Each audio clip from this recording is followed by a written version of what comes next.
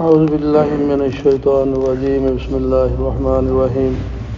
ابھی بھائی نے جو ترمذی شریف کی حدیث پڑھی ہے کہ کلمے کی شان کیا ہے،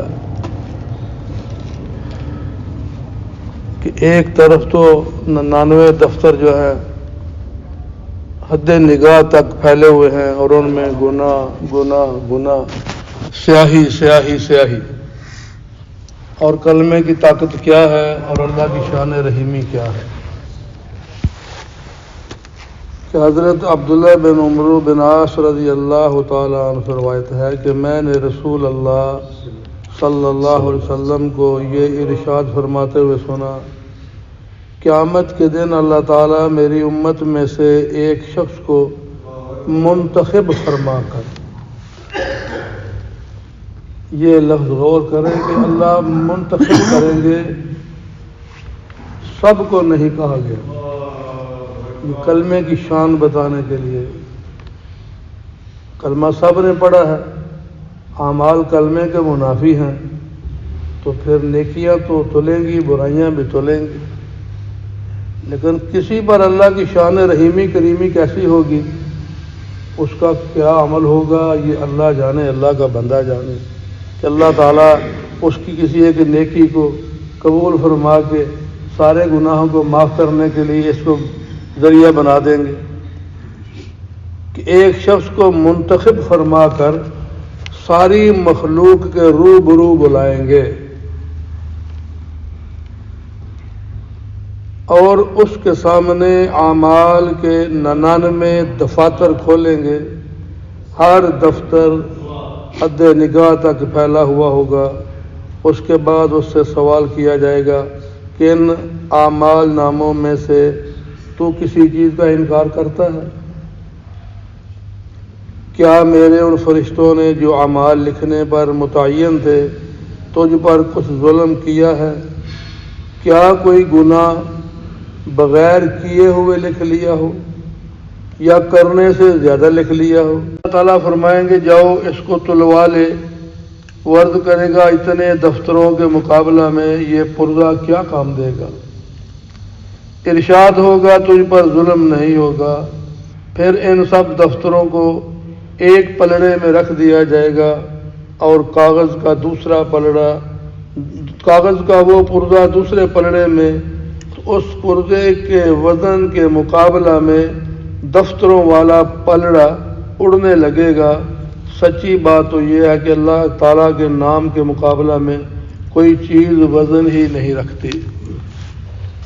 کیسا رکھ سکتی ہے بھائی؟ جہاں یہ گواہی، میں گواہی دیتا ہوں کہ اللہ کے سوا کوئی الہ نہیں، کوئی معبود نہیں، گواہی دیتا ہوں اللہ وحدہ لا شریک ہے، گواہی دیتا ہوں محمد اللہ کے رسول ہیں، اس کے بندے ہیں صلی اللہ علیہ وآلہ وسلم۔ تو یہاں یہ بتانا مقصود کہ اللہ تعالیٰ کی شان کریمی کہ یہ ایسی گواہی ہے کہ جس پر اللہ تعالیٰ چاہے تو سارے معاف کر دیں، چاہے تو کسی کی پکڑ بھی ہو جائے، اور شاید یہ بھی ہو سکتا ہے اللہ عالم کہ ایک آدمی مرنے کے قریب ہے اور اس نے ساری زندگی بتوں کی پوجا کی، شراب پی، زنا کیا، جوا کیا، ڈاکے مارے، سارا کچھ کیا، مرنے سے پہلے اس نے توبہ کی، اسلام قبول کیا، تو اللہ نے اس کے سارے گناہ معاف کر دیے اس کلمے کی بدولت۔ جیسے واقعہ آتا ہے نا کئی بار یہاں اسی حوالے سے اس کی یاد دہانی کی جاتی ہے، دوبارہ اس کو تازہ کیا جاتا ہے اپنے ایمان کی تقویت کے لیے، کہ نبی علیہ الصلوۃ والسلام صحابہ کے ساتھ تشریف لا رہے تھے تو دور سے کسی آدمی نے رومال ہلایا کہ قافلے والوں رک جاؤ رک جاؤ رک جاؤ۔ نبی کریم علیہ الصلوۃ والسلام نے دیکھا تو ارشاد فرمایا کہ رک جاؤ بھائی، کوئی سائل ہے۔ آپ نے قافلہ روک دیا، وہ سائل چلتے چلتے اونٹنی پر بیٹھا ہوا تھا، حضور کے قریب آ گیا، اونٹنیاں آمنے سامنے، حضور علیہ السلام کی اونٹنی مبارک اور اس آدمی کی اونٹنی، سر سے سر، دونوں سوار سواری کے اوپر۔ آقا علیہ السلام نے پوچھا بھائی کیا بات ہے؟ عرض کیا جی مدینہ المنورہ کا راستہ بتا دیں، میں نے وہاں جانا ہے۔ نبی کریم علیہ السلام نے فرمایا کہ وہاں کیا کرنا ہے بھائی؟ جی مجھے پتہ چلا ہے کہ وہاں اللہ کے آخری نبی تشریف لائے ہیں، ان کے دست حق پر اسلام قبول کرنا ہے۔ یہ بعض سواریوں پہ کھڑے ہیں، آپ بھی تشریف فرما ہے، وہ بھی اپنی سواری پر بیٹھا ہوا ہے۔ تو آقا علیہ السلام نے فرمایا کہ پھر وہ تو میں ہی اللہ کا نبی ہوں۔ تو عرض کیا پھر جلدی کیجئے مجھے کلمہ پڑھا دیجیے، اسلام کی دولت سے مالا مال فرما دیجیے۔ نبی علیہ السلام نے اس کو کلمہ پڑھایا، جب کلمہ پڑھایا مسلمان ہو گیا، آنکھوں سے چہرہ دیکھ لیا، صحابی بن گیا۔ بس اتنا سا وقت گزرا، کلمہ پڑھا ہے، زیارت کی ہے، دماغ کو چکر آیا ہے، اونٹ سے نیچے گرے ہیں، گرتے ہی شہید ہو گئے اللہ کو پیارے۔ تو فرمایا نبی علیہ السلام نے کہ عمل بڑا تھوڑا کیا ہے پر اجر بہت زیادہ لے گیا کہ کلمہ پڑھنے سے سارے گناہ معاف ہو گئے، میرا چہرہ دیکھ لیا، میرا صحابی بن گیا، نہ نماز پڑھی ہے نہ قرآن پڑھا ہے۔ اللہ کمشی معاف فرمایا، جبریل امین آئے عرض کرتے ہیں یا رسول اللہ صلی اللہ علیہ وسلم، اس آدمی کو ایک ہفتہ ہو گیا ہے، بیٹھو اس آدمی کو ایک ہفتہ ہو گیا ہے، بغیر کھائے پیے سفر کر رہا ہے کہ جلدی مدینہ پہنچوں، جلدی مدینہ پہنچوں، جلدی مدینہ۔ اور فرمایا کہ میں دیکھا کہ فرشتے جنت کے کھانوں کے نوالے بنا بنا کے منہ میں ڈال رہے ہیں۔ تو بھائی کلمہ چاہے 1000 سال پرانا ہو، جب سچے دل سے کلمہ پڑے گا اللہ اس کے گناہ معاف کر دے گا۔ یہ بھی ممکن ہے، یہ بھی ممکن ہے کہ یہاں فرمایا اللہ تعالیٰ انتخاب فرمائیں گے، منتخب کریں گے میدان محشر میں کسی ایک کو، آ جا بھائی دربار۔ اور یہ اس دور کی بات بھی ہے، جب یہ جماعت کا کام نیا نیا شروع ہوا تھا تو ہمارے یہاں شاہ صاحب بتاتے ہیں کہ وہاں انگلینڈ میں جماعت گئی تو وہ وہاں بیان کر رہے تھے انگلش میں یہی کہ ساتوں زمین، ساتوں آسمان، جنت، جہنم، عرش، اللہ کے علاوہ جو چیز ہے سب کو ایک پلڑے میں لا الہ الا اللہ رکھ دیا جائے تو یہ پلڑا جھک جائے گا، بھاری ہو جائے گا۔ تو وہاں ایک انگریز جو اٹھا اس نے بولا mister stop we want proof, روک دو، یہ ہمیں ثبوت چاہیے۔ یہ کیسے ہو سکتا ہے کاغذ کا پلڑا اوپر لکھا لا الہ الا اللہ اور یہ اتنے زمین و آسمان ہر چیز جو ہے وہ اس کو ہوا میں اڑا دے؟ ہمیں اس کا ثبوت چاہیے۔ تو بات تو ان کی نہیں تھی نا، بات تو اللہ کے نبی کی تھی نا۔ اور کہتے ہیں ٹھیک ہے جی کل ہم آپ کو اس کا جواب دیں گے۔ وہ شاہ صاحب فرماتے ہیں کہ اگلا دن رات کو مشورہ ہوا، قربانی والے ساتھی تھے، رات اللہ کی بارگاہ میں گڑ گڑائے، اے اللہ یہ ہم نے تو نہیں کہا، یہ تیرے محبوب کا فرمان ہے اور تیری ذات کے بارے ہے، اگر آج ہماری لاج نہیں رکھے گا تو ہم آگے چل کیسے سکیں گے؟ اور تیری قدرت ہر چیز کا تو قادر ہے، کیا ہے؟ بہرحال تہجد کو رو رو کے اللہ سے مانگا۔ اب جناب وہ میدان سج گیا، ترازو آ گیا، 100 گرام سے لے کے 5 کلو تک کے بٹے آ گئے۔ یہ یہاں سے لکھ کے لے گئے لا الہ الا اللہ محمد رسول اللہ، یا لا الہ الا اللہ، یا اشہد ان لا الہ الا اللہ وحدہ لا شریک لہ واشہد ان محمد عبدہ ورسولہ۔ لا الہ الا اللہ زیادہ روایت میں آتا ہے۔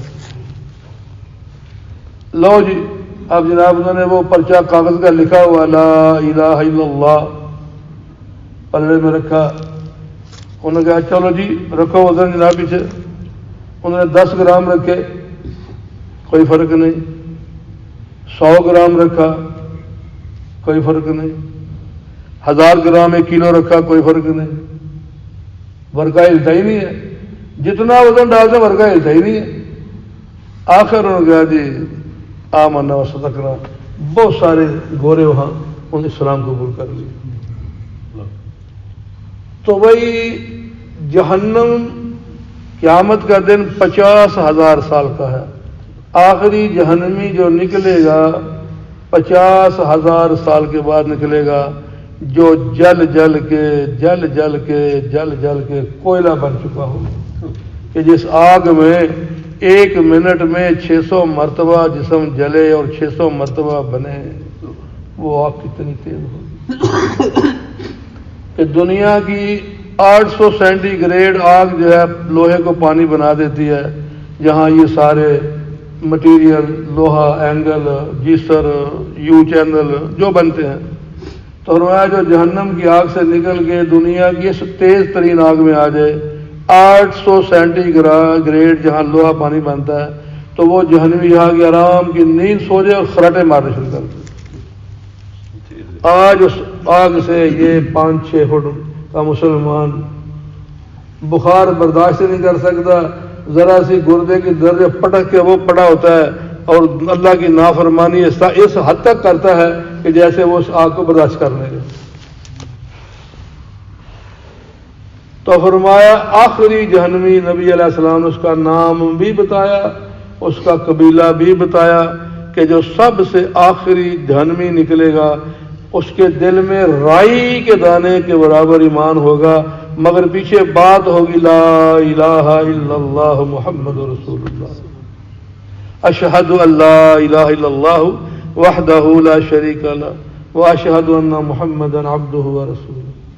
اس بنیاد پر وہ 50,000 سال جہنم میں جل جل کے وہ نکلے گا. پھر اسے ایک نہر میں غسل دیا جائے گا، جسم تر و تازہ ہو جائے گا. ایک نہر سے پانی پلایا جائے گا. اندر جو جہنم کی عذاب اور وہ جو استغفر اللہ وہ خون اور پیپ اور کیا کیا شجرۃ الزقوم، یہ پی کے کیا حال ہوا، اس کو وہ پہنا لیا، اندر کا سارا نظام ٹھیک ہو جائے گا. پھر اس کو شاہی لباس پہنا کر جنت میں داخل کیا جائے گا. اس کے بعد پھر جہنم کو تالے لگ گئے، آواز آ گئی سنو جہنم والو جیسے میں باقی ویسے تم باقی، سنو جنت والو جیسے میں باقی ویسے تم باقی. اس سے پہلے موت کو ایک مینڈے کی شکل میں لا کے چھری کے ساتھ ذبح کر دیا جائے گا. موت کو بھی موت آ گئی، اب سب زندہ رہیں گے اور کبھی موت نہیں آئے گی.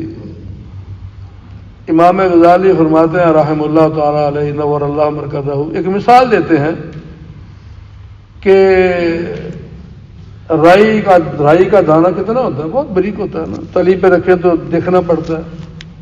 فرماتے ہیں یہ خلا مشرق سے مغرب، شمال سے جنوب، زمین سے آسمان، یہ رائی کے دانوں سے بھر دیا جائے، جو بالکل باریک سا ہوتا ہے رائی کا دانہ. اور یہ چاروں طرف، اور زمین سے آسمان تک کا فاصلہ کتنا ہے، سائنس اللہ عالم، کہ ایسا ہوائی جہاز جو بجلی کی رفتار سے اڑے 1,86,000 میل فی منٹ اوپر اڑے، اسے 1 کروڑ سال چاہیے پہلے آسمان تک جانے کے لیے. اللہ عالم، یہ ان کی تحقیق ہے جو اللہ کے منکر ہیں اور اس دین کے منکر ہیں. چلو جتنا بھی ہوگا، بار یہ سارا خلا رائی کے دانوں سے بھر دیا جائے. 1,000 سال کے بعد ایک جانور آئے، 1,000 سال کے بعد آئے، ایک دانہ لے کر جائے، پھر 1,000 سال کے بعد آئے، ایک دانہ لے کر جائے. فرمایا وہ دن آئے گا کہ یہ سارے خلا کے دانے ختم ہو جائیں گے، مگر جنت کی زندگی جہنم کی زندگی ختم نہیں ہوگی. جب موت ہی ذبح ہوگی، یار اندازہ سوچے تو صحیح. کبھی ابھی نہ بیمار ہونے کو جی چاہتا ہے، نہ غریب ہونے کو جی چاہتا ہے، نہ کمزور ہونے کو جی چاہتا ہے، نہ غمگین ہونے کو جی چاہتا ہے، نہ تھکنے کو جی چاہتا ہے. ساری خواہشات جو ہیں، امیر بھی رہوں، جوان بھی رہوں، غم بھی نہ ہو، خوشیاں ہو، وہ اللہ نے وہ جہاں جنت بنائی. اب ایک آدمی کو وہاں داخل کر کے چل بھائی موجاں ہی موجاں، ہر جمعے اللہ کا دیدار، کبھی کسی نبی کے گھر مہمان بن کے جا رہا ہے، کبھی کسی نبی کو اپنے گھر مہمان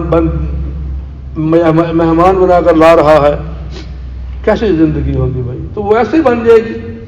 اور پھر یہ بھی نہیں کہ بھائی اللہ کہیں گے بھائی تو 1000 سال سجدے میں پڑا رہو، 1000 سال جنت، پھر تجھے دنیا میں بھیجوں گا، پھر 1000 سال، پھر ایسے نہیں ہے۔ چند سانس دے دے، زندگی تیرے اختیار میں نہیں، موت کا تجھے علم نہیں، چند سانس دے دے، چند گھڑیاں دے دے، چند گھنٹے دے دے، چند مہینے دے دے، چند سال دے دے، بس اس کلمے کی گواہی پر زندگی گزار دے، سیدھا جنت چل بھائی، ڈائریکٹ فلائٹ۔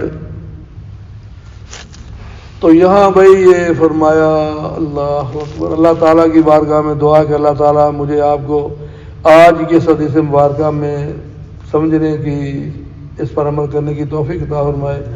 ہمارا بھائی یہاں موازنہ یہ کرتے ہیں کہ بھائی حدیث پاک میں حکم کیا ہے اور ہماری زندگی کیسی گزر رہی ہے، حدیث پاک میں کیا حکم ہے اور امت مسلمہ کی زندگی کیسی گزر رہی ہے، ہمارے اندر کیا کیا بیماریاں موجود ہیں، اس حدیث مبارکہ کی روشنی میں اس کو دور کرنا ہے۔ اب حدیث میں کہا گیا، قرآن میں کہا گیا، تیرا باپ تیری جنت ہے، تیری ماں کے قدموں تیری جنت ہے، باپ کو خوش ہو کے دیکھے تو تیرے نامہ عمل میں ایک مقبول حج کا ثواب لکھا جائے گا۔ ابھی آج میں دیکھا کہ وہ یوٹیوب پر وہ ٹیم گئی ہے، بوڑھا باپ سفید داڑھی، 3 جوان بیٹے زنجیروں میں جکڑ کے تالے لگائے ہوئے ہیں، کہتے ہیں 6 مہینے ہو گئے اندر باندھا ہے، کہتے ہیں مکان ہمارے نام لگا، ماں بھی رو رہی ہے، باپ بھی رو رہا ہے، اور وہ سارے اندر گیا، وہ اپنے ناک بند کر رہے ہیں کہ اتنی بدبو آ رہی ہے۔ وہاں بوڑھے باپ کو وہاں لٹا کے پاؤں میں ہاتھوں میں وہ زنجیریں لپیٹ کے کڑیاں لگا کے تالے لگائے ہوئے ہیں، اور سفید داڑھی اس کی۔